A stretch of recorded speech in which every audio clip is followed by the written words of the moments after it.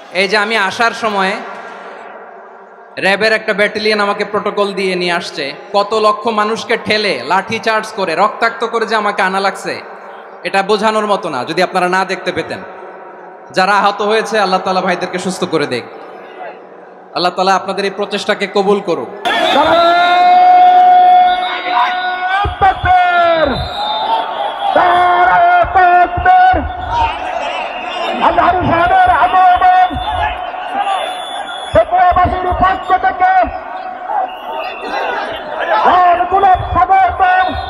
পেকুয়ার programme আজকে ইতিহাস হয়ে থাকবে ইনশাআল্লাহ।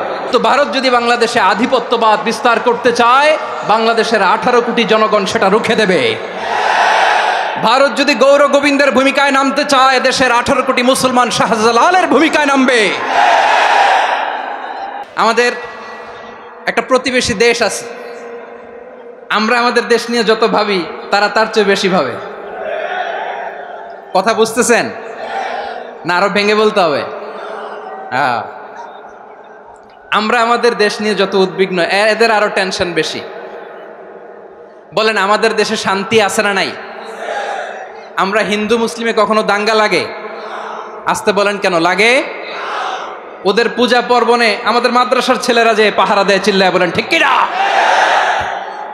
আমাদের তাফসির মাহফিলের সময় ওরা ডিস্টার্ব করেন, ঢোল বাজায় না।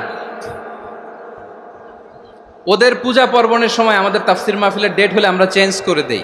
সুবহানাল্লাহ, কি সাম্প্রদায়িক সম্প্রীতির রোল মডেল। আর ওই বাংলাদেশের ব্যাপারে তারা অনেক ডিসইনফরমেশন ছড়াচ্ছিল। ভারতের অনেকগুলো গণমাধ্যম, আমি জেনারেলাইজ করব না, আমাদের প্রতিবেশী দেশের সব গণমাধ্যমকে আমি দোষ দিতে চাই না। অনেকগুলো গণমাধ্যম তারা ডিসইনফরমেশন শেয়ার করেছে। ডিসইনফরমেশন আর মিস ইনফরমেশনের পার্থক্য আছে। মিস ইনফরমেশন না জেনে ভুল বুঝে একটা মিথ্যা বা ভুল তথ্য ছড়িয়ে দেয়া, এটার ক্ষমা আছে, এটার কি আছে? আর ডিসইনফরমেশন মানে ইচ্ছা করে, প্ল্যান করে, ম্যাপ করে, ছক এঁকে মিথ্যা, গুজব, রটনা সোশ্যাল মিডিয়ায় ছড়ানো, এটার ক্ষমা আছে? আওয়াজ করে বলেন, ক্ষমা আছে? ভারতের কিছু গণমাধ্যম তাই করেছে। আমরা ব্যথিত হয়েছি, আমাদের হৃদয়ে রক্তক্ষরণ হয়েছে। আমাদের প্রতিবেশী দেশকে বলতে চাই, আমাদের দেশ নিয়ে আপনাদের ভাবার দরকার নাই। নিজের চরকায় তেল দেন, নিজের দেশ নিয়ে ভাবেন। গত মাসের ভয়েস অফ আমেরিকার রিপোর্ট, বাংলাদেশে সংখ্যালঘু জনগোষ্ঠী আগের চেয়ে বেশি নিরাপত্তা পাচ্ছে। Report voice of America, Muslim report নাকি? মুসলিম জরিপ, ভয়েস অফ আমেরিকা। কথা বুঝে নাই বোধহয়। ভয়েস অফ আমেরিকা কি আমাদের রিপোর্ট? না, ভয়েস অফ আমেরিকার জরিপ, বাংলাদেশের সংখ্যালঘু জনগোষ্ঠী আগের চেয়ে ভালো নিরাপত্তা পাচ্ছে।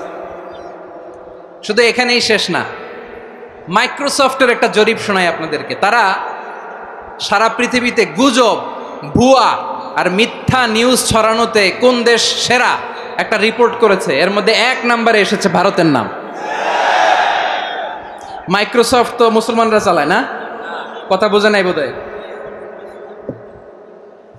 প্রতিবেশী দেশকে বলবো, আপনারা নিজের চরকায় তেল দেন, আপনারাও শান্তিতে থাকেন, আমাদেরকেও শান্তিতে থাকতে দেন।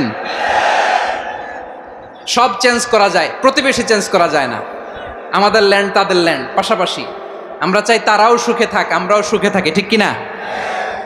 কিন্তু প্রতিবেশী হলে বন্ধুত্বপূর্ণ আচরণ করতে হয়। প্রতিবেশী যদি বন্ধু না হয়ে প্রভু হতে চায়, এরকম দানব প্রতিবেশী কেউ চায় না। ভারত যদি বন্ধুত্ব উপহার দেয়, আমরাও বন্ধুত্ব দিব। কি বলেন? তারা যদি বন্ধু সুলভ আচরণ করে, আমরাও বন্ধুত্ব উপহার দেব। কারণ আমাদের পররাষ্ট্র নীতি হচ্ছে সবার সাথে বন্ধুত্ব, কারোর সাথে বৈরিতা নয়। আলহামদুলিল্লাহ বলেন, কত চমৎকার পলিসি আমাদের।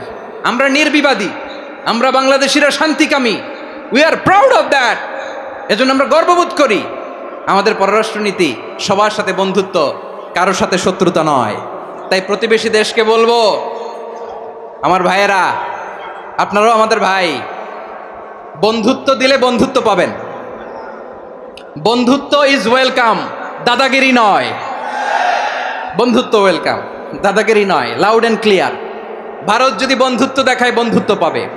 কিন্তু ভারত যদি বাংলাদেশে আধিপত্যবাদ বিস্তার করতে চায়, বাংলাদেশের 18 কোটি জনগণ সেটা রুখে দেবে। ভারত যদি গৌর গোবিন্দের ভূমিকায় নামতে চায়, দেশের 18 কোটি মুসলমান শাহজালালের ভূমিকায় নামবে। আমাদের বর্তমান নেতা ডক্টর ইউনূস, উনি সব রাজনৈতিক নেতৃবৃন্দদেরকে ডেকেছেন একটা ইস্যুকে কেন্দ্র করে। তার মানে গোটা বাংলাদেশ এক হয়ে গিয়েছে। আমরা সবাই উদ্বেলিত হয়েছি, উচ্ছ্বসিত হয়েছি, ঠিক কিনা বলেন? রাজনৈতিক নেতাদেরকে ডেকেছেন উনি, আমরা এক হয়েছি। এরপর ধর্মীয় অঙ্গনের যে লিডাররা, বিভিন্ন ধর্মের, শুধু মুসলিম না, সবাইকে ডেকেছেন, আমরা ঐক্যবদ্ধ হয়েছি। এটাকে বলে ন্যাশনাল ইউনিটি, জাতীয় ঐক্য। যে কোনো ধরনের কনস্পাইরেসি, ষড়যন্ত্র, আধিপত্যবাদ মোকাবেলায় জাতীয় ঐক্যের চেয়ে মোক্ষম হাতিয়ার আর নাই। আমাদের প্রভু এক, এক নবীর উম্মত, জীবন বিধান এক, ওই শিবানী কোরআন। আমাদের প্রভু এক, এক নবীর উম্মত, জীবন বিধান এক, ওই শিবানী কোরআন। তবে কেন এক নও হে মুসলমান, এক হও করিয়া হবান। বাইতুল্লাহ এক, আওয়াজ করে বলো আমাদের বাইতুল্লাহ কয়টা? বাইতুল্লাহ এক, মদিনা শরীফ এক, উহুদ পাহাড় এক, বদরের মাঠ এক। একটা তো জীবন আর মরণ যে একটাই, একসাথে মিলে মিশে একটাই প্রাণ। তবে কেন এক নও হে মুসলমান, এক হও করিয়া হবান। সবাই মিলে আমাদের প্রভু এক, জীবন বিধান এক, ওই শিবানী কোরআন। একসাথে আমাদের প্রভু এক, জীবন বিধান এক, ওই শিবানী কোরআন। তবে কেন এক নও হে মুসলমান, এক হও করিয়া হবান। আওয়াজ করে পড়েন আল্লাহু আকবার।